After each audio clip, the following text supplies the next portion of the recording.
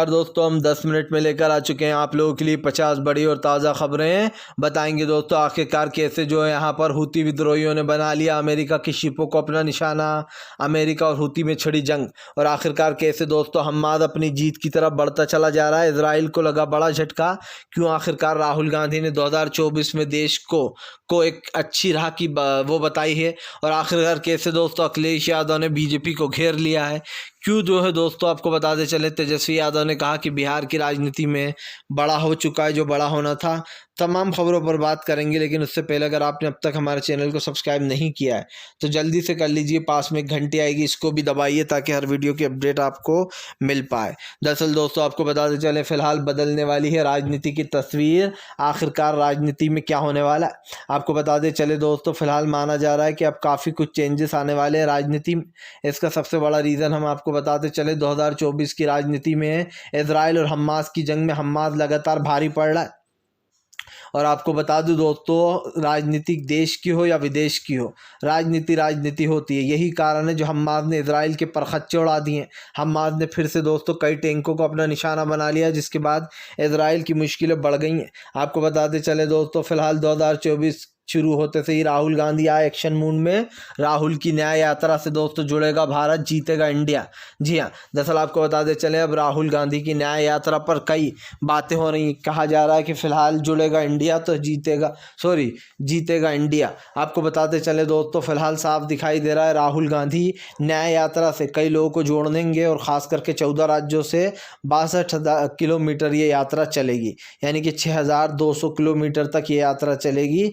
ऐसे में राहुल की इस यात्रा की काफ़ी चर्चा हो रही है। आपको बताते चले दोस्तों फिलहाल हूती विद्रोहियों ने उड़ा दिए कई शिप, अमेरिका बौखलाया। आपको बताते चले हूती विद्रोहियों ने एक बार फिर से अमेरिका की शिपों को उड़ा डाला है, जिसके बाद दोस्तों पूरी तरीके से बौखला गया अमेरिका को समझ में नहीं आ रहा है कि वो करे तो क्या करे। क्योंकि आपको बताते चले फिलहाल अमेरिका टिक नहीं पा रहा है दोस्तों हूती विद्रोहियों के सामने। उसने एक ग्रुप बनाने की भी कोशिश की थी, लेकिन हूतीस के ख़िलाफ़ लोगों ने लड़ने से साफ इनकार कर दिया, जिसके बाद दोस्तों ये मुश्किलें और ज़्यादा बढ़ गई हैं। अब साफ दिखाई दे रहा है कि फ़िलहाल हूतीज़ ने अमेरिका के खिलाफ मोर्चा खोल दिया। आपको बताते चले दोस्तों फिलहाल प्रधानमंत्री नरेंद्र मोदी पर भड़के संजय रावत बोले हिंदुत्व का यूज़ करना बंद कर दे, बीजेपी सिर्फ वो ढोंग करती है। उन्होंने कहा कि फ़िलहाल रामलल्ला का यूज़ किया जा रहा है वोट पाने के लिए। सीधी सी बात ये दोस्तों कि धर्म की आड़ में बीजेपी वोटों का वोट बैंक तैयार करती है, वरना आप भी जानते हैं कि उसको धर्म से कुछ लेना देना नहीं है। वो किसी भी धर्म की सगी हो ही नहीं सकती दोस्तों बीजेपी, ये आप भी जानते। इसीलिए कहीं ना कहीं संजय रावत ने फिर से घेर लिया।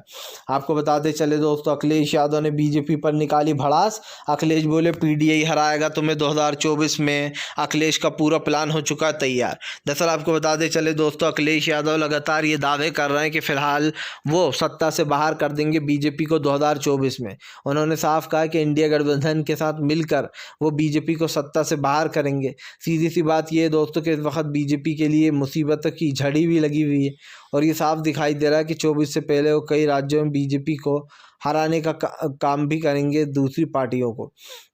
आपको बताते चले दोस्तों फिलहाल एक बार फिर से जो है यहाँ पर इजराइल हमास की जंग में दोस्तों निकल सकता है नया मोड़। कई देशों ने दोस्तों नया साल ही नहीं मनाया गाज़ा के लिए, क्योंकि जो गाज़ा और खान यूनिस में लोग मारे जा रहे हैं उनकी यादों में नया साल नहीं मनाया। सबसे पहले ये ऐलान पाकिस्तान ने किया था कि वो नया साल को एंजॉय नहीं करेगा क्योंकि गाज़ा में कई मासूम लोग मारे जा रहे हैं।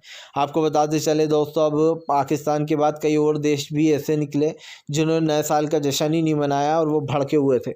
सीधी सी बात ये दोस्तों के बेचारे जो मासूम लोग मारे जा रहे हैं वो तो नया साल क्या दुनिया में ही नहीं रह रहा है, और ऐसे लोगों को बचाने के लिए ही ये सारी चीज़ें की जा रही हैं। लेकिन एक चीज़ तो साफ़ हो चुकी है कि फ़िलहाल आने वाले समय में दोस्तों जो वो मासूम लोग मारे गए उनका बदला ज़रूर लिया जाएगा और इजराइल को इसका सबक चुकाना पड़ेगा, इसका हिसाब।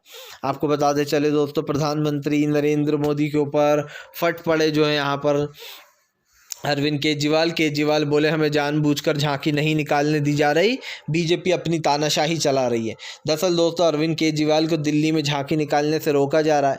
केजरीवाल बार बार एक ही बात कह रहा है कि बीजेपी नहीं चाहती कि वो ये सब कुछ करें, लेकिन सवाल सिर्फ ये नहीं है दोस्तों, सवाल ये है कि अरविंद केजरीवाल जो कर रहे हैं इस वक्त बीजेपी इनको करने क्यों दे रही है। कहीं ऐसा तो नहीं कि यहाँ पर उल्टा फ़ायदा होने वाला, लेकिन एक चीज़ हो चुकी है कि यहाँ पर कहीं ना कहीं दोस्तों बदलाव की ज़रूरत है। और ऐसे में जो है यहाँ पर कई और चीज़ें भी हमें देखने को मिलेंगी, जहाँ पर हमें काफ़ी कुछ जो है यहाँ पर बड़ा देखने को मिल सकता है। आपको बताते चले दोस्तों, फ़िलहाल जो है यहाँ पर प्रधानमंत्री नरेंद्र मोदी के ख़िलाफ़ जमकर भड़की महबूबा मुफ्ती बोली बीजेपी तानाशाही कर रही है। दरअसल आपको बताते चले 3 लोगों की दोस्तों राजौरी में मौत हो गई थी, जिसके बाद महबूबा मुफ्ती उनके पीड़ित परिवारों से मिलने जा रही थी, लेकिन मुफ्ती के साथ पुलिस ने वहाँ पर धक्का मुक्की की और उनको जाने से रोक दिया, जिसके बाद महबूबा मुफ्ती भड़क गईं और वो वहीं पर बैठ गईं। उन्होंने कहा कि फ़िलहाल उनको जब तक जाने नहीं दिया जाएगा वो वहीं पर बैठी रहेंगी धरना देकर। दरअसल सीधी सी बात यह है कि अगर विपक्ष किसी से भी मिलने जाए कुछ घटना पर दोस्तों, तो बीजेपी इसको रोकती है, लेकिन बीजेपी खुद ये सब कुछ करे दोस्तों, वो कहीं भी जा सकती है, उसके नेता कहीं भी जा सकते हैं। इसी पर भड़क गई महबूबा मुफ्ती। उन्होंने कहा कि क्या बीजेपी के नेता नहीं गए थे तो मैं क्यों नहीं जा सकती। यही कारण है जो महबूबा मुफ्ती ने वहाँ पर ज़ोरदार बैठकर हल्ला भी किया। आपको बताते चले दोस्तों, फ़िलहाल एक बार फिर से बढ़ सकती हैं बीजेपी की मुश्किलें। इस मुश्किल का सबसे बड़ा रीज़न हम आपको बता दें। दरअसल आपको बताते चले 2024 के चुनाव में ईवीएम फिर से बना एक मुद्दा। दिग्विजय सिंह बोले ईवीएम पर तत्काल में चर्चा होनी चाहिए। चुनाव आयोग से हमने 6 महीने हो गए समय मांगा हुआ, लेकिन चुनाव आयोग हमें समय नहीं दे रहा है। उन्होंने कहा कि चुनाव आयोग तो सरकार से भी ज़्यादा बिजी हो गया है। यही नहीं दोस्तों, सवाल उठ रहे हैं कि आखिरकार चुनाव आयोग ईवीएम के पक्ष में क्यों है।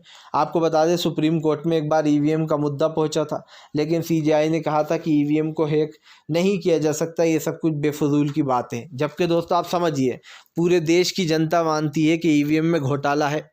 कोई सी ऐसी मशीन नहीं है दोस्तों जिसको हैक नहीं किया जा सकता। यही नहीं, वोट किसी को डाल रहा हो आप, लिखा हुआ कुछ आ रहा है और वोट कहीं पर जा रहा है, ये सारी बातें हो चुकी हैं। और ईवीएम दोस्तों इतनी ज़रूरी क्यों है। अमेरिका जैसा शक्तिशाली देश ईवीएम का यूज़ नहीं करता, जापान ईवीएम का यूज़ नहीं करता दोस्तों, यहाँ तक कि चाइना जिसने ये मशीन बनाई है वो भी दोस्तों इसका यूज़ नहीं करता है।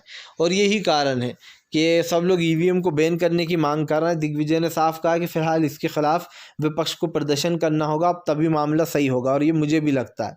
आपको बताते चले दोस्तों, फ़िलहाल हमास इजराइल की जंग के बीच में जो है यहाँ पर अमेरिका में कई और चीज़ों पर जो है डिसीजन लिया गया, जिसमें आपको बताते चले यहाँ पर जो है वो कमाल था।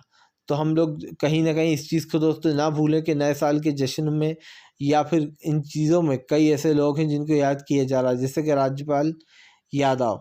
और ऐसे में सब जानते हैं कि फ़िलहाल दोस्तों तमाम चीज़ें जो है सामने आ रही हैं, क्योंकि दोस्तों बीजेपी किसी कॉमेडी से कम नहीं है, और इसीलिए मैंने इसका नाम राजपाल रख दिया है। आपको बताते चले दोस्तों, आखिरकार हमास और इजराइल की जंग के बीच में हिजबुल्लाह ने फिर से दाग दिए मिसाइल। हिजबुल्लाह की मिसाइलों से दोस्तों बौखला गया इजराइल।